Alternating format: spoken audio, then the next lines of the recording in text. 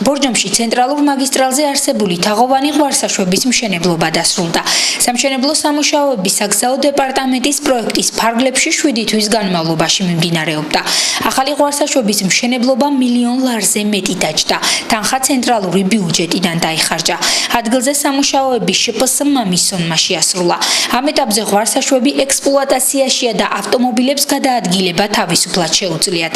შეგახსენებთ, რომ აღნიშნულ ადგილზე წლების განმავლობაში არსებული მოძველებული ღვარსაშვების გაბარიტების სტანდარტებს ვერ აკმაყოფილებდა.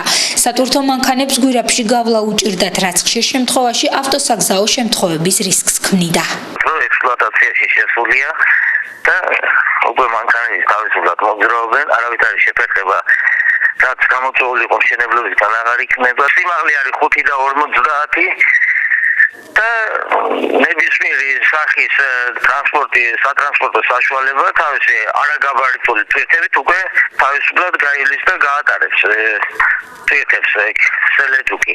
ხოლო ზემოდან კიდე რაც გადმოვა ეს ნიაღვარი, რაც წამოვა, რაც იქნება ღვარცოფული ჩამონადენი, იმასაც ზევიდან გაატარებს და მანდ უკვე არანაირი აღარ იქნება შეფერხება.